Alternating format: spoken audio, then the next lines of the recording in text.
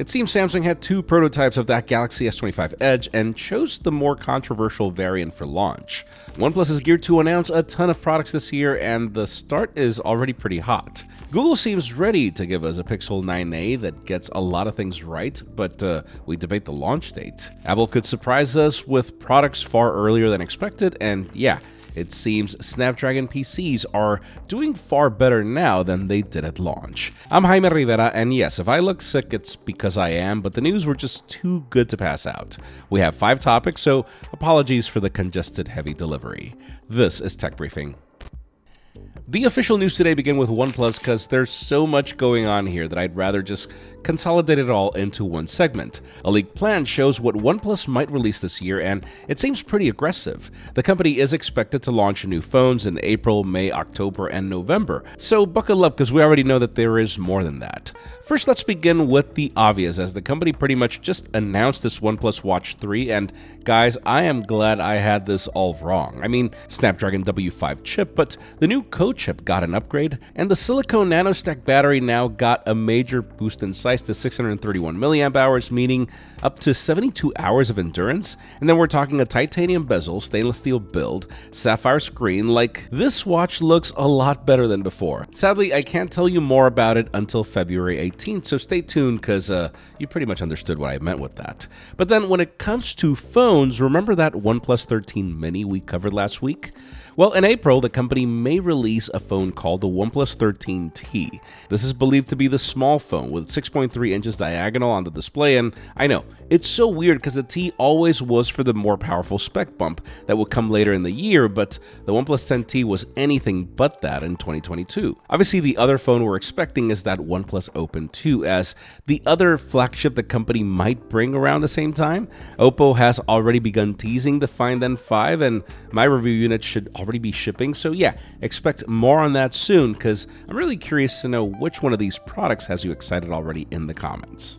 Now let's switch to Windows PCs on ARM, because some recent developments paint a prettier picture than what we heard. See, rumors on the street were that they hadn't sold too well, and that's even with that Snapdragon X Elite, and many of us attributed it to it simply being that these machines were just too expensive, which Qualcomm has addressed with the new XN Plus variants of the chip a bit later. Thing is, numbers speak for themselves, as Qualcomm has already released financial results for the first quarter of the fiscal 2025 with some bold claims. According to analysts, the company claims that 10% of Windows PCs sold in the United States for $800 or more are powered by Snapdragon X chips. This is a big jump considering that in the third quarter of 2024, Qualcomm only accounted for 0.8% of the market, with only 7,200,000 units sold, which is not too good considering the spring launch. This is also without considering a bulk of orders from institutions, governments, or businesses, though I don't necessarily think that went amazing, as people are still worried about adopting these new chips. But then at the same time, I do personally wonder just how much of the market is comprised of the $800 and above price point, considering that the average Windows laptop price is a bit lower at $750.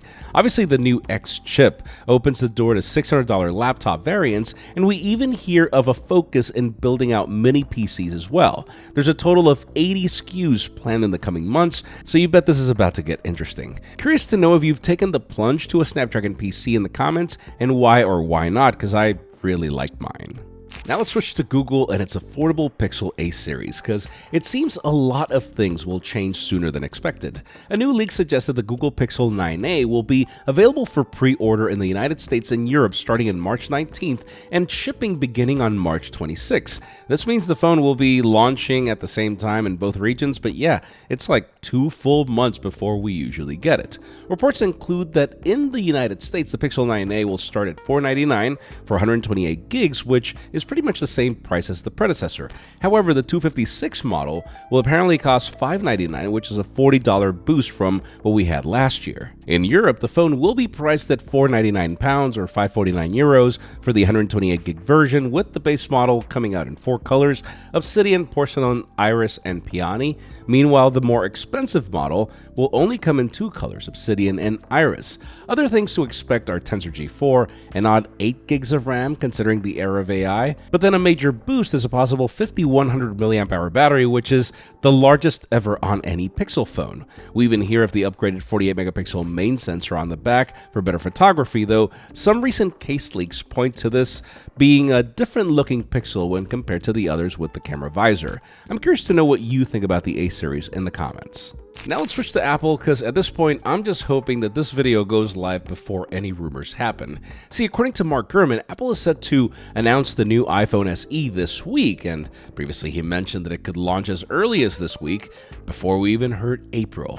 Since Apple hasn't really scheduled an event, the announcement will likely just come as a press release on Apple's newsroom website, though that would be sad because it actually is a completely different phone. The new iPhone SE, often heard as iPhone SE4, is expected to feature a mix of iPhone 14 and iPhone 16 elements, which we've already covered extensively: 6.1-inch screen, the death of Touch ID over Face ID, USB-C, a single 48 megapixel camera, A18, and Apple Intelligence.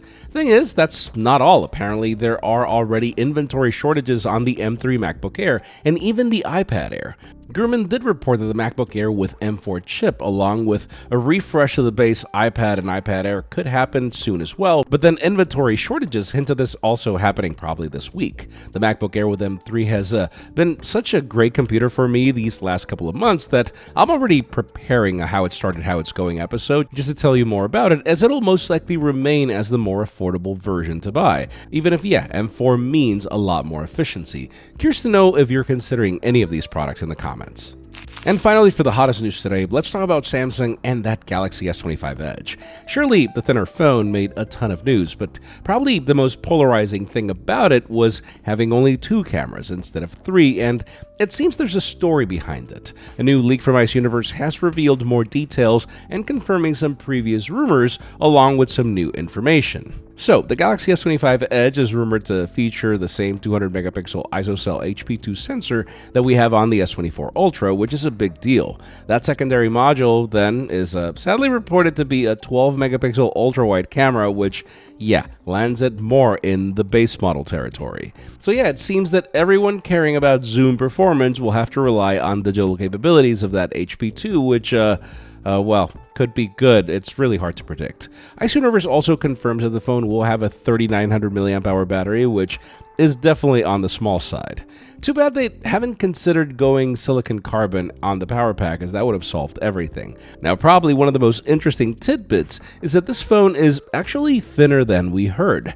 Rumors were of 6.4 millimeters, but that's actually because there were 2 prototypes. The thickness belonged to the variant with 3 cameras, which was ditched in favor of the 2-camera model that's a crazy 5.84 millimeters thick. Seems Samsung considered thickness to be more important than functionality, but that leaves me to today's question. If Samsung would have asked you to pick, would you have preferred thicker with 3 cameras or thinner with 2? Because in my case, I would have preferred the 3 cameras. I mean, it's not like if the camera hump won't make things crazy anyways, but that's just me. Leave us a comment down below. We'd love to know your opinion. Friends, again, Tech Briefing is a work in progress, and for us to continue into the next phase, we need your support. But it's the good kind of support where all we ask is for you to like, subscribe, and share with your friends that I've started a new channel. And in addition, follow me on social media, as that would be highly appreciated. Tech Briefing alone is the work of 3 people, so we really hope you like what you see. I'm Jaime Rivera. Thanks so much for watching. We'll see you on the next one.